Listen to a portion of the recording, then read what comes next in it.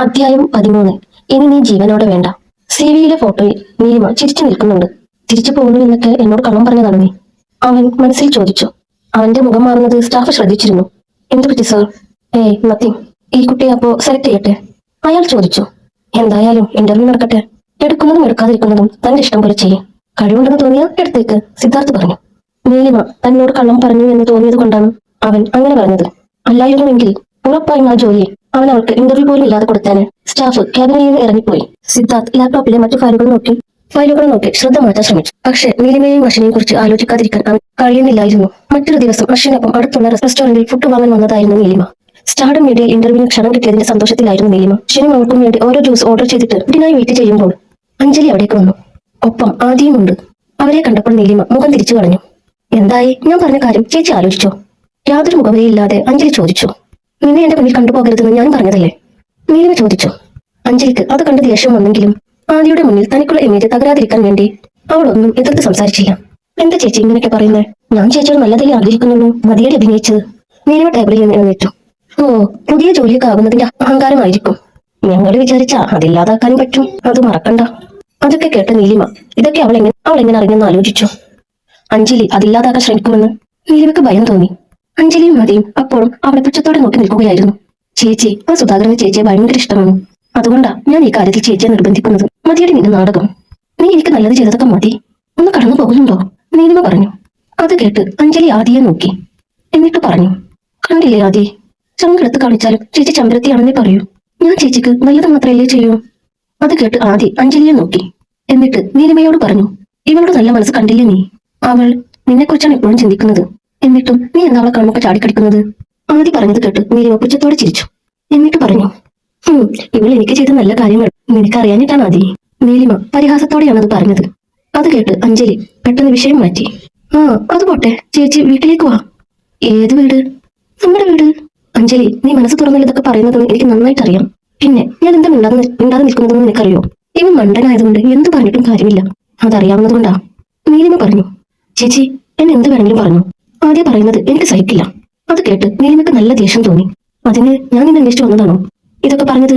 നീയായിട്ട് ഇങ്ങോട്ട് വന്ന് കയറുന്നതല്ലേ? അഞ്ജലി മറുപടി പറഞ്ഞില്ല. ഇനി വാശി പിടിച്ചാൽ നീലിമ സത്യങ്ങൾ വിളിച്ചു പറയുമെന്ന് അഞ്ജലി പറയുന്നു. എന്തേ, ഒന്നും പറയാനില്ലേ? നീലിമ ചോദിച്ചു. നീലിമ, മതി, നിർത്ത്. നീ എന്തിനെങ്ങനെ ചൂടാകുന്നത്?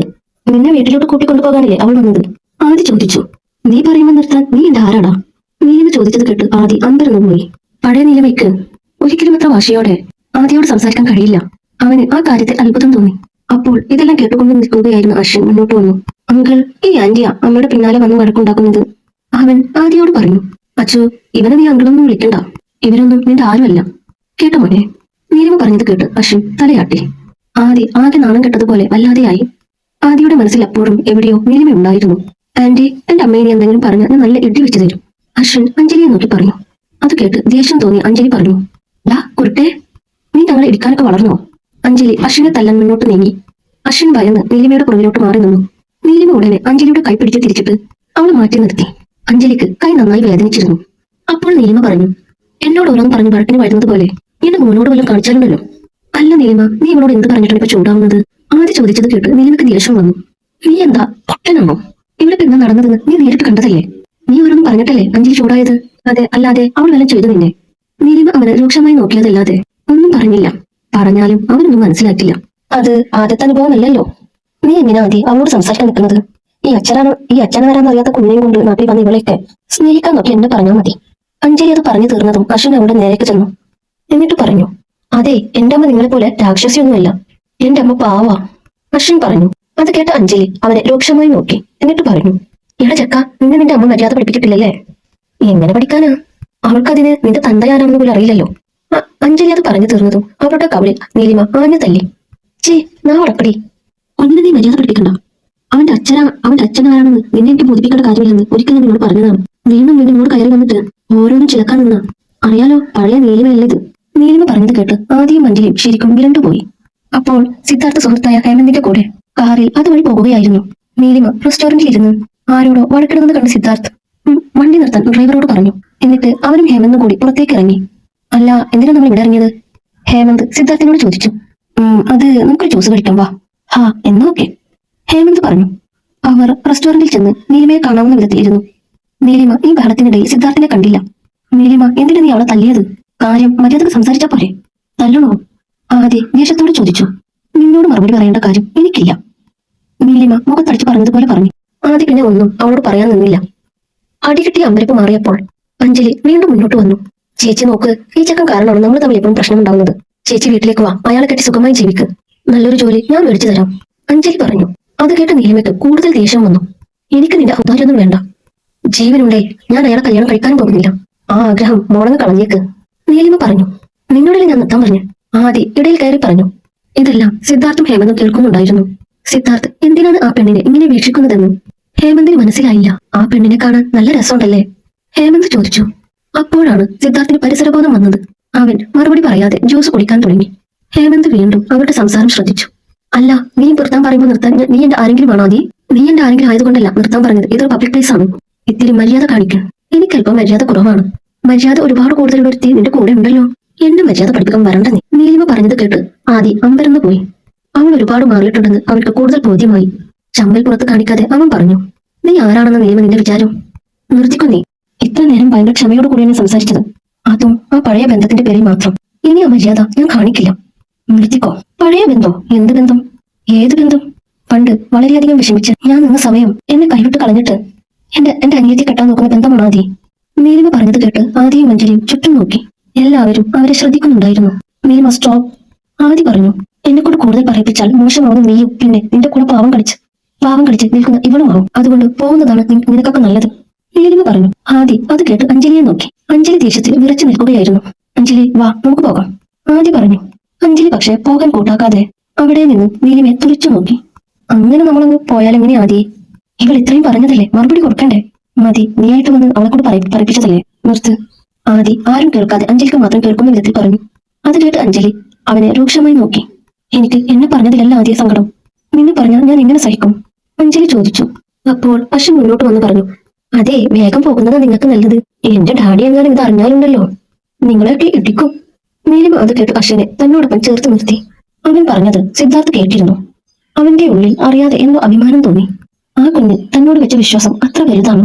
അശ്വിൻ പറഞ്ഞത് കേട്ട് അഞ്ജലി ചിരിക്കാൻ തുടങ്ങി. അത് കണ്ട് നീലിമ നെറ്റി ചൊളിച്ചു. അതിന് നിനക്ക് ഡാഡി ഇല്ലല്ലോ, പിന്നെ ഏത് ഡാഡി വന്ന് ഇടിക്കാനാ? അഞ്ജലി ചോദിച്ചത് കേട്ട് അശ്വിൻ നീലിമയെ ദയനീയമായി നോക്കി. ആ കുഞ്ഞിന്റെ നിഷ്കളങ്കമായ മുഖവും നോട്ടവും കണ്ടപ്പോൾ നീലിമ വല്ലാതെയായി. അവൾ അഞ്ജലിക്ക് മുന്നിലേക്ക് കയറി നിന്നു. എന്നിട്ട് പറഞ്ഞു, ഇനി ഒരു അക്ഷരം സംസാരിക്കരുത്. എന്താ ചേച്ചി, ഞാൻ പറഞ്ഞത് സത്യമല്ലേ? ഇവന് ഡാഡി ഇല്ലാന്ന് ഇവന് പറഞ്ഞു കൊടുക്ക്. കണ്ണി കണ്ട ആളുകളെയൊക്കെ ഇവന് ചേച്ചിയല്ലേ പറഞ്ഞു കൊടുത്തത്. അതല്ലേ ഇവൻ ഡാഡി ഡാഡി എന്ന് പറയുന്നത്. അഞ്ജലി അശ്വിന്റെ അടുത്തേക്ക് ചേർന്ന് നിന്നുകൊണ്ട് പറഞ്ഞു. എടാ കുട്ടിപ്പിശാശെ, സിദ്ധാർത്ഥ വിഷ നിന്റെ ഡാഡിയാണെന്ന് വിചാരിച്ചല്ലേ നീ എത്ര അഹങ്കരിക്കുന്നത്? എന്നാ അവൻ നിന്റെ ഡാഡിയല്ല. നിന്റെ ഡാഡി ആരാണെന്ന് നിന്റെ അമ്മയ്ക്ക് പോലും അറിയില്ല. അഞ്ജലി പറഞ്ഞത് കേട്ട് അശ്വിൻ വല്ലാതെ വിഷമിച്ചു പോയി. അവൻ ഉടനെ അമ്മയെ കെട്ടിപ്പിടിച്ച് കരയാൻ തുടങ്ങി. സിദ്ധാർത്ഥ് അവന്റെ ഡാഡിയാണെന്നും എല്ലാ ആപത്തിലും സിദ്ധാർത്ഥ് രക്ഷിക്കാൻ വരുമെന്നും ആ കുഞ്ഞ് അപ്പോഴും വിശ്വസിച്ചിരുന്നു. സിദ്ധാർത്ഥിന്റെ പേര് അഞ്ജലി പറഞ്ഞത് ഹേമന്തും സിദ്ധാർത്ഥും ശ്രദ്ധിച്ചില്ല. അശ്വിൻ കരയുന്നത് പക്ഷെ സിദ്ധാർത്ഥ് കാണുന്നുണ്ടായിരുന്നു. നീലിമയുടെ ക്ഷമ നശിച്ചു. അവൾ ഉടനെ ചെന്ന് അഞ്ജലിയുടെ കഴുത്തിൽ കുത്തിപ്പിടിച്ചു. നീ എന്താണ് എന്റെ കുഞ്ഞിനോട് പറഞ്ഞത്? നീ ഇനി ജീവിച്ചിരിക്കണ്ട, കൊന്നു കളയും നിന്നെ ഞാൻ, നീലിമ അഞ്ജലിയെ ശ്വാസം മുട്ടിച്ചുകൊണ്ട് പറഞ്ഞു. അത് കണ്ട ആദി അവളെ തടയാൻ ശ്രമിച്ചുകൊണ്ട് മുന്നോട്ട് വന്നു. പക്ഷേ നീലിമ കൈമാറ്റിയില്ല. അഞ്ജലി ശ്വാസം കിട്ടാതെ പിടഞ്ഞു. അപ്പോൾ നീലിമ ടേബിളിൽ നിന്നൊരു കത്തിയെടുത്തു. എന്നിട്ട് അഞ്ജലിയുടെ കഴുത്തിൽ വെച്ചു. അഞ്ജലി സ്തംഭിച്ചു പോയി. നീലിമ നിയന്ത്രണം വിട്ട് നിൽക്കുകയാണെന്ന് അവൾക്ക് മനസ്സിലായി. ഇനി എന്തെങ്കിലും പറഞ്ഞാൽ അവൾ കത്തിയും കഴുത്തിലൂടെ വലിക്കുമെന്ന് അവൾക്ക് ഉറപ്പായി. ആദി പോലീസിനെ വിളിക്ക്, അഞ്ജലി പറഞ്ഞു. അപ്പോൾ നീലിമ കത്തി കൂടുതൽ കഴുത്തിൽ അടുപ്പിച്ചു. എന്നിട്ട് പറഞ്ഞു, നീ ചത്താൽ മാത്രമേ എന്റെ ജീവിതം രക്ഷപ്പെടൂ, നിന്നെ ഞാൻ കൊല്ലൂടി, നീലിമ വാശിയോട് പറഞ്ഞു. ആദ്യ പെട്ടെന്ന് police control room number dial ചെയ്തു. ഇതെല്ലാം കണ്ട് അമ്പരന്ന് നിൽക്കുകയാണ് സിദ്ധാർത്ഥും ഹേമന്തും. ആ കുട്ടിക്ക് ഭയങ്കര ധൈര്യം തന്നെയല്ലേ സിദ്ധു, ഹേമന്ത് ചോദിച്ചു. സിദ്ധാർത്ഥ് പുഞ്ചിരിയോടെ ഒന്ന് മൂളി. ആ കുട്ടിയെ നോക്ക്, എന്ത് നിഷ്കളങ്കമായ മുഖം. ആ മുഖം കണ്ട അവരോട് ആർക്കെങ്കിലും വഴക്കിടാൻ തോന്നും, ഹേമന്ത് അശ്വിനെ നോക്കിക്കൊണ്ട് പറഞ്ഞു. സിദ്ധാർത്ഥ് മറുപടി പറഞ്ഞില്ല. ആ പെണ്ണ് കാണാൻ കൊള്ളാട്ടാ, നല്ല ഫേസ്, ഹേമന്ത് ചിരിയോടെ പറഞ്ഞു. അത് കേട്ട് സിദ്ധാർത്ഥ് ദേഷ്യത്തോടെ അവനെ തന്നെ നോക്കി. നീലിമയെ താൻ നോക്കുന്നതിന് സിദ്ധാർത്ഥിനെന്താ പ്രശ്നമെന്ന് ഹേമന്തിന് മനസ്സിലായില്ല. സിദ്ധാർത്ഥിന്റെ സ്വഭാവം അറിയാവുന്നതുകൊണ്ട് അവൻ കൂടുതലൊന്നും ചോദിക്കാനും പോയില്ല. നീലിമ അഞ്ജലിയുടെ കഴുത്തിൽ വെച്ച കത്തി എടുത്തു മാറ്റാതെ വാശിയോടെ നിൽക്കുന്നത് കണ്ടുകൊണ്ടാണ് ഒരു പോലീസ് ഉദ്യോഗസ്ഥൻ അവിടേക്ക് വരുന്നത്. മാഡം എന്നീ കാണിക്കുന്നത്, പോലീസ് ഉദ്യോഗസ്ഥൻ ചോദിച്ചു. സർ ഇവൾ എന്റെ മോനോട് മോശമായി പെരുമാറി, അതുകൊണ്ട് അവൻ കരയുന്നത്. ഇവൾ അവനോട് സോറി പറയാതെ ഞാൻ കത്തി മാറ്റില്ല, നീലിമ പറഞ്ഞു. പോലീസ് ഉദ്യോഗസ്ഥൻ നീലിമയെയും അവളുടെ അടുത്ത് നിന്ന് കരയുന്ന അശ്വിനെയും അശ്വിനെയും നോക്കി. അപ്പോൾ അഞ്ജലി പറഞ്ഞു, അയ്യോ സർ, ഇവിടെ നുണയാ പറയുന്നത്. ഞാനൊന്നും ചെയ്തില്ല. ഇവിടെ ഇങ്ങോട്ട് വന്ന് വഴക്കിട്ടത്. അതിനെ ആദ്യം സപ്പോർട്ട് ചെയ്തു. അപ്പോൾ പോലീസ് ഉദ്യോഗസ്ഥൻ നീലിമയോട് പറഞ്ഞു, മാഡം കത്തി താഴെയിട്, അല്ലെങ്കിൽ എനിക്ക് നിങ്ങളെ അറസ്റ്റ് ചെയ്യേണ്ടി വരും.